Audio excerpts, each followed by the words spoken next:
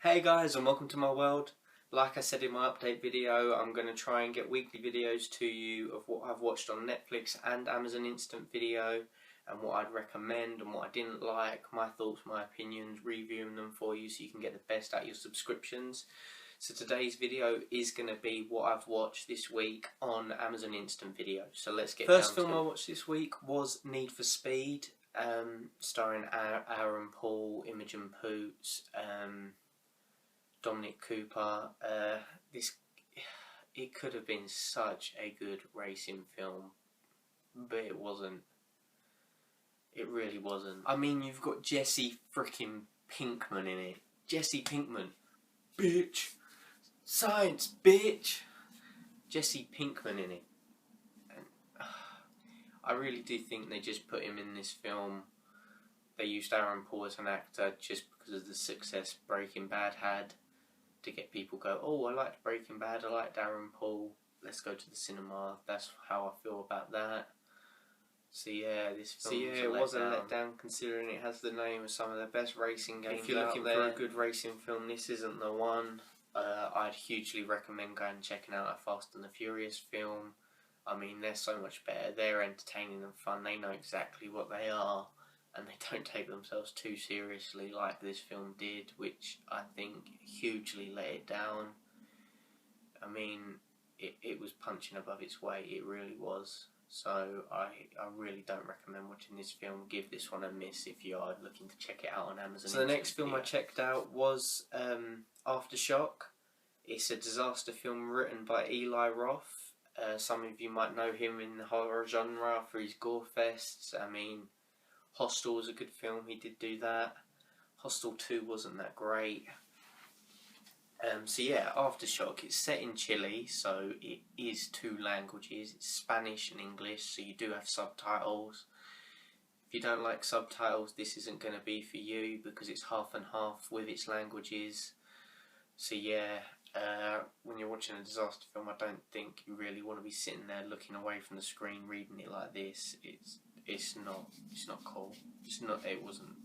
Yeah, it didn't add anything. I will also say this first: if you don't like stuff to do with babies in horror films, then do not watch this film, because there is a scene near the end which was just, it really was terrible.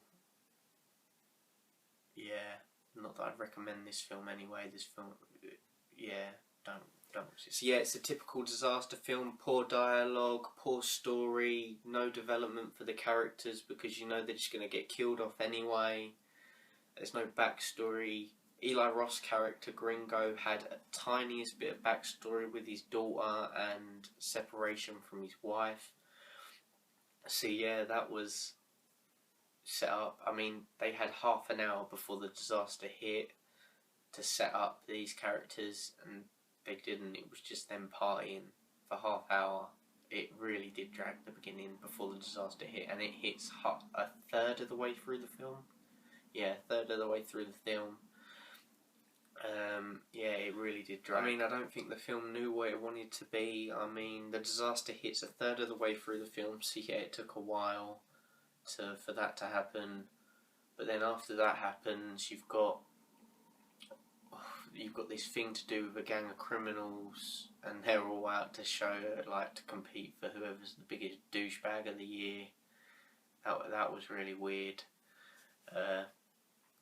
I'm not even going to say what they want to do to the women in the group, but yeah, it just took such a depressing turn for a disaster film. It was awful. It was a disaster. It really was a disaster. I mean, the acting isn't great either. I mean, let me set this out for you. You've got this fireman who is nervous, and he's nervous and emotional, and they go to help this girl who's attacked by the criminal, and the fireman turns around like, no, it's too dangerous, we can't do anything.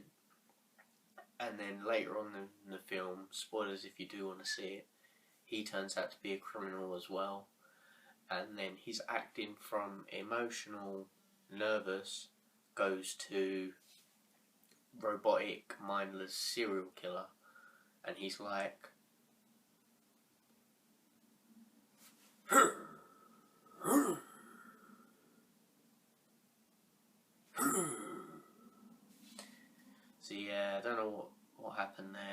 know why that was like that. It just, he could have killed the person earlier on in the film.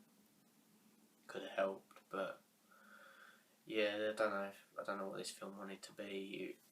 It's nothing spectacular. It ain't great, and I don't recommend. The ending was also laughable, and I did expect it. So yeah, that's pretty much it on Aftershock. Don't recommend checking that out. Only check out Aftershock if you do want to rip it apart with a group of friends. I mean, just take the piss out of it and stuff. So yeah. Next film I checked out was another film produced by Eli Roth. It's Clown. Yeah. I shouldn't have enjoyed this film as much as I did. I really shouldn't have. It's not a well-made film. It's not a great film, but I enjoyed it. I mean, the plot's just lovable as soon as you hear about it. Basically, you've got this guy who finds this clown outfit and he puts it on for his kid's party, and he basically find out it's demon skin and that he's being possessed. Yeah, and it basically from there becomes this gore fest. I know it sounds bad and the acting isn't great in this film, but it really was refreshing for the horror genre. It really was. I shouldn't have enjoyed it as much as I did, but I did like it. It had some subtle dark humour. It had a nice dark undertone. It had a lot of gore, which is a plus, I guess. I feel as though Eli Roth is the horror's Michael Bay. I mean, you got Michael Bay with his explosions in the action genre, and then you got Eli Roth with his gore fest in the horror genre. Yeah. So yeah, it's not a great film, but it is enjoyable, and I think you can have fun with this. I mean, if you know someone with a clown phobia, definitely check it out with them. You can probably laugh at them jumping and being like, oh. So yeah, recommend checking this one out. So my next pick is a DC original animated film, Son of Batman, and yeah, this film tells the story of Damian Wayne, who is Bruce Wayne's son that he doesn't know about, after his thing with Talia al Ghul. I mean, I knew straight away from the opening scene that this film was just going to drag. I mean, this film, the action in it was just so unrealistic. And I mean, I know it's an animated film, I know it's a Batman film, but wow. I mean, you've got this one scene with Ra's, and he is getting sprayed upon with hundreds of bullets. Well, it looks like hundreds of bullets. And he is just walking backwards, knocking them away with his sword like they're nothing. And I mean, he is doing that so slowly, and he doesn't get hit by one of them, and he manages to knock away all the bullets. Yeah, it's hugely sigh-worthy, and you're sat there watching it and you're not enjoying it. Well, I wasn't enjoying it anyway. So yeah, the main villain in this film is Slade Wilson, aka Deathstroke, and wow, for the world's greatest assassin, they made him out to be a right fairy cake. I mean, like I said, wow. He's meant to be the world's greatest and deadliest assassin, and he can barely fight in this film. He's getting his ass whooped by a kid, and this kid is OP. I mean, he is overpowering. He is taking on buff, and I mean buff, tall, buff bodyguards. He's taking on Deathstroke, and he's knocking them back like they're nothing. I was just like, yeah. I don't know what they were thinking, that it had such potential with Deathstroke, but he was really badly portrayed in this film. The kid may be Batman's son, but wow. A plus for this film is that the shots of Gotham, the long shots of Gotham, were sort of gothic like Tim Burton's Batman, so that was a nice throwback. Other than that, there's nothing really positive to say. The dialogue for the characters was a bit forced. It was bland. It was blah blah. Yeah, I don't recommend checking out this film. If you are looking to check out a DC animated original film, then I'd check out Mask of the Phantasm. I'd check out Under the Red Hood. Under the Red Hood is my favourite DC animated film. Hugely recommend checking that out.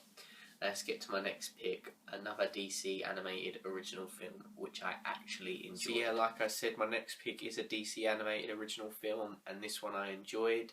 It's Assault on Arkham. Really did like this film. This film has got me even more excited for the Suicide Squad film next year. So yeah, let's talk about that. This film is also part of the Arkham game series: Arkham Origins, Arkham Asylum, Arkham City, Arkham Knight. So yeah, basically it's a sequel to Arkham Origins and a prequel to Arkham Asylum. So if you like that game series, definitely check this film out. I would recommend it. I love the game series and I like this film. You got Kevin Conroy reprising his role as Batman and Troy Baker reprising his role as the Joker. Both phenomenal voice actors, so yeah, that was cool to see. This film also had some nice Easter eggs in it. I mean, you got this one scene where Harley Quinn's going through Joker's stuff and she's just throwing it left and right. And basically, you got this bit where she throws out something from Christopher Nolan's Dark Knight film, which was that was cool to see. That was a nice little Easter egg. I do like some Easter eggs. So yeah, that was funny and it made me go, oh, that's... I'm not going to tell you. You can tell me down in the comments section if you saw it too. So yeah, the Joker's in it. His role becomes more prominent as the film progresses. Which I did like. They didn't force him down your throat too much, but do love me some of the Joker. Everyone loves. I mean, you do have some parts of the film that feel forced. I mean, you get this one awkward sex scene between Harley Quinn and Deadshot, which I felt was weird, but apparently it's a thing in the New 52 comics. So yeah, if you read in them, it probably won't feel as out of nowhere to you. I didn't know anything about it, so yeah, it just felt weird and awkward to me. Other than that, there's not really much I can say on the negative side. I mean, it's good animation, it's good acting, it's well written. It's a nice tie-in to the Arkham game series. So yeah, I really enjoyed this one. Two of my favourite characters in this film probably are Killer Frost and King Shark. Their chemistry was cool. Their friendship, their bond was fun. I really did like that. So yeah, definitely check this film out, guys. It's made me more excited for the Suicide Squad film next year, which is the only DC film I'm looking forward to. Not looking forward to Batman v Superman because I hated Man of Steel. The trailers for Batman v Superman have made Batman out to be some jealous brat. Yeah, that's how I feel about that. Other than that, I am excited for Suicide Squad now. Looking forward to Jared Leto's Joker. Margot Robbie as Harley Quinn. Gotta love to see that first time on the big screen. So yeah. Anyway guys, that's my Amazon Instant Video picks. Let me know down in the comment section below if you've seen these, if you've liked them, your thoughts. Yeah, and subscribe. See you later guys. Take care.